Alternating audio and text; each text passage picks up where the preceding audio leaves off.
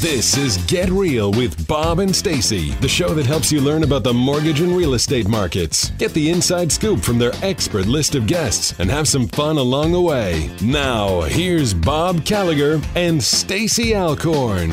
Welcome back, and thanks for tuning in. You're listening to Get Real with Bob and Stacy. We've got a great show coming up for you. We've got our first guest on the phone today with us, Adam Kirsch, CEO of Urango. Welcome to the show, Adam. Thank you. Happy to be here. So before we start, I want to give a little bit of background on Adam, and then we're going to ask him some questions about this pretty cool startup company that he has, which is growing in parts of New York. So prior to joining Urango as CEO, Adam launched and sold Beacon Records. Now it's called Daily Beat Media, a music marketing and management firm. And he worked in consulting and marketing. Outside of entrepreneurship, he's a reader, writer, loves sports, and fencing. How unusual. That's a little different. He's also an alumnus of Cornell University, where he has been studying industrial and labor relations and is currently pursuing his MBA. So first off, tell us about Urango. Yeah, absolutely. And thanks for the intro. So Urango was born out of a simple vision, and that was that renting should be simple and it should be digital. I grew up in a family of landlords. My grandparents are landlords in New Jersey, and I realized that there's a tremendous opportunity for the folks just like them, the mom and pop landlords who are in your state, in your city, on your street, who are everywhere and managing property businesses, to really empower those individuals with an online tool. A lot of folks I spoke to were using tools that just weren't well suited for their businesses. They're using pen and paper. And really, I think the landlords of today, the landlords of the 21st century, deserve a straightforward online tool to help them run their businesses. So at Urango, we have two products. The first is a site for listings and sublets. If you visit urango.com today, that's what you'll see. And the second that I'm very excited about is an upcoming management software that will allow individuals not only to manage their listings, but to also keep track of documents pertaining to their rental business, payments, maintenance, and communication with their tenants. That's pretty cool. So is this something that strictly the landlords would use, or would at least in the Boston marketplace, a lot of the big landlords have property management companies. Is it something that a property manager could use as well?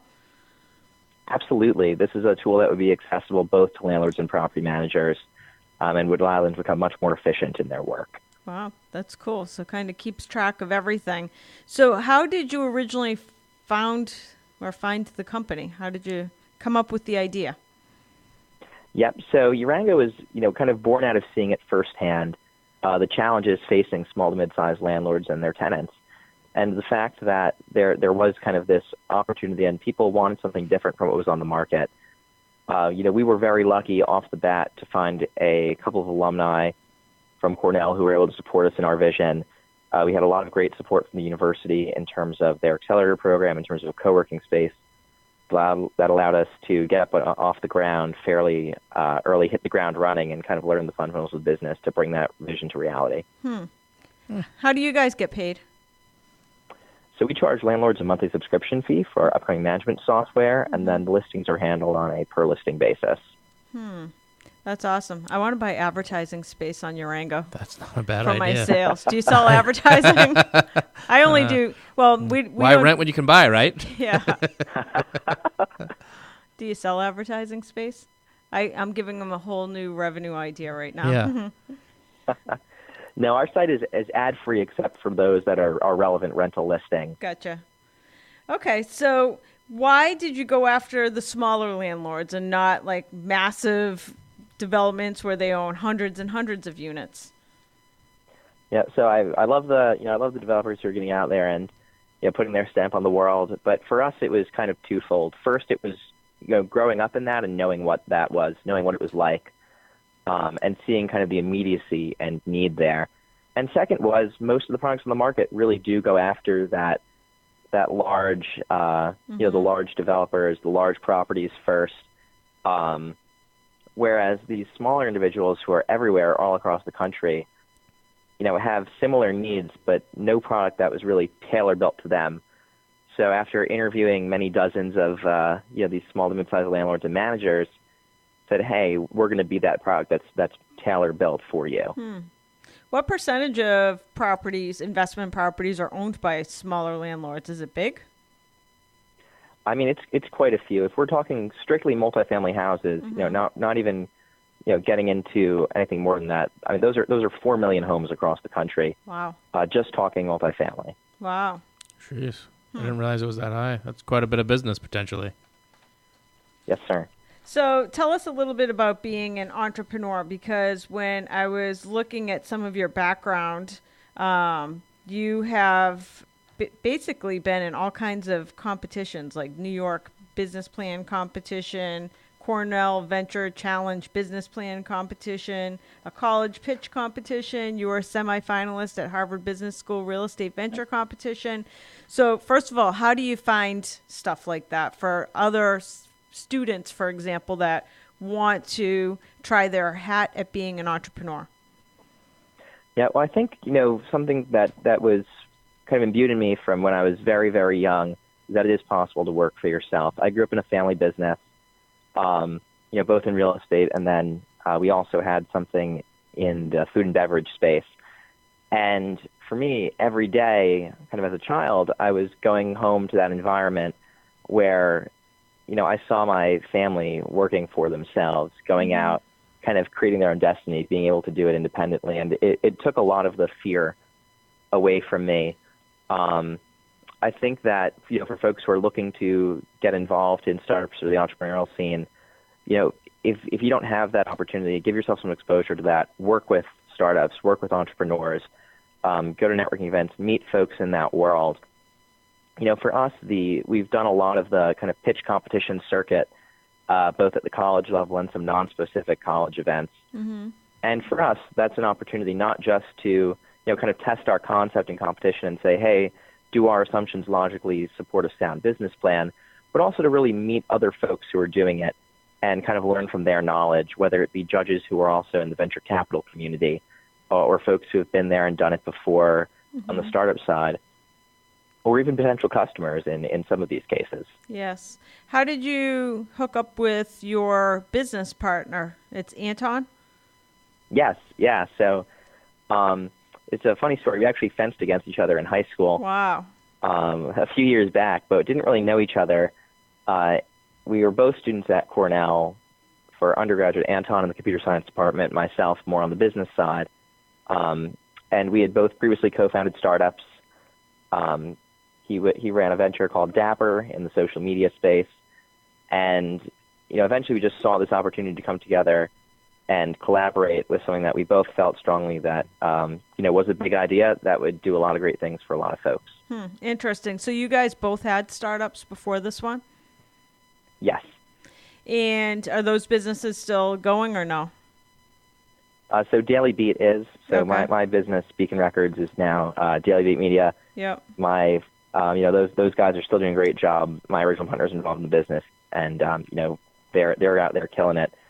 Dapper's unfortunately no longer with us, but they had a great idea, a lot of creative things they were doing with the social media world. That's awesome. And a lot of times with startups, I think a lot of it's just like the network. For example, I'll say I interviewed the other day for an article I was doing a gentleman who's built this massive platform, and it's called JobCase. It is kind of like a LinkedIn, but for non-professional workers. So like workers that are, working at McDonald's or Walmart, things like that. So he's got this massive platform that he's built. But what's so interesting, he's killing it in his field, but that's not the business he started. He started a totally different business, and then he pivoted, and then he pivoted again, and then he ended up with a company that looks nothing like the original company. But now it's like he's just building a massive empire. Yeah, I think if you see that opportunity and you have the desire to go and learn, then chasing to make it happen. Yes. So you're in the process of growing. Where do you see your Rango in 5 years? I think we see ourselves really expanding across the nation, being able to, do a lot more for folks in the property management space, be that property management software of choice for small to mid-sized landlords, and also introduce kind of new and exciting products for other folks who are involved in residential rental real estate. Why does it have to be rental anyways? Like, I could use this just for anything. Yeah, like living. Yeah. Like all the paperwork and bills that you get just to manage a household. Interesting. Yep. You know what, though? If you actually knew what you spent to manage your household, you may not want to see the number month after month. That's true. So why don't you tell us how you got started? You talked about briefly some of those programs you did with Cornell. You mentioned that one of the things that helped you get started was an accelerator program with the school. Can you tell us a little bit about that? Yeah, certainly. So we had the good fortune to go through Cornell's eLab Accelerator program, which effectively brings together so the top student entrepreneurs at Cornell, provides really hands-on coaching from a team of staff, a management team that is drawn from the entrepreneur community. You're able to earn credit for your venture. We have access to a co-working space, and everything culminates at the end of the day, or at the end of the year in Demo Day, where they bring in a huge crowd during Cornell's Entrepreneurship Celebration. You've got hundreds of folks on campus who are entrepreneurs themselves, angel and venture capital investors, really there to hear you and your business, to provide feedback for you, and in some cases they'll go forward and fund. eLab also makes an investment in the teams going through it. And for us, it was really a catalyst. It taught us kind of the fundamentals of running an entrepreneurial business, everything from that key customer discovery, figuring out what's really wrong, what pain are you really solving for a customer, to developing it further, understanding how to sell, understanding how to pitch. And on top of that, getting that high-level view of how do my product, my strategy, my operations fit together so that I can go through and create something of value to customers. I think that what you just described right there should be part of every college education, not just a master's. I think that's one of the reasons we have, in our respective businesses, Stacy, there's such a disconnect between what we're looking for and the talent that's available, because knowledge isn't necessarily the key. It's the practical application of what you learned in college that makes the difference. Absolutely. So that's pretty impressive. Now, not everybody that comes out of Cornell starts a business, in the final semester of their master's. What do you think makes you different from the rest of the people you're going to school with? Yeah, I think for me, I came in knowing that I saw myself in an entrepreneurial setting.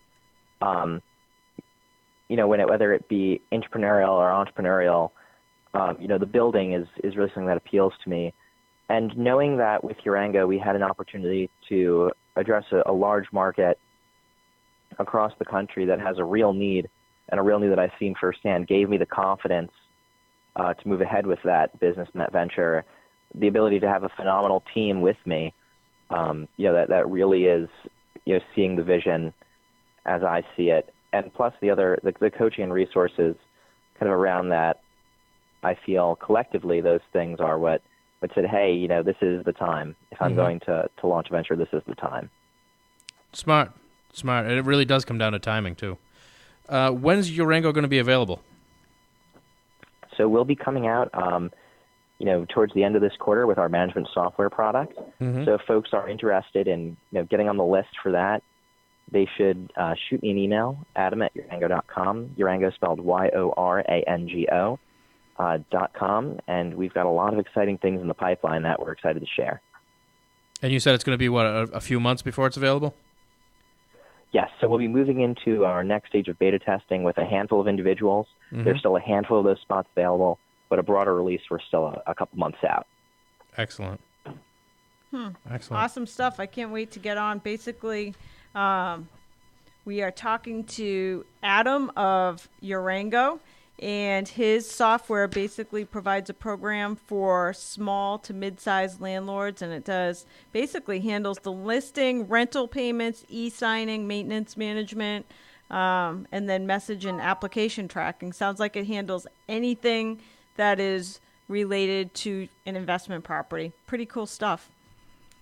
Excellent. We wish you luck with it, Adam, and maybe we'll have you back towards the end of the year, and you can give us an update on how the release went. So that's going to do it for this segment, Stacy. We got to take a quick commercial break. We'll be back with more Get Real with Bob and Stacy after these messages.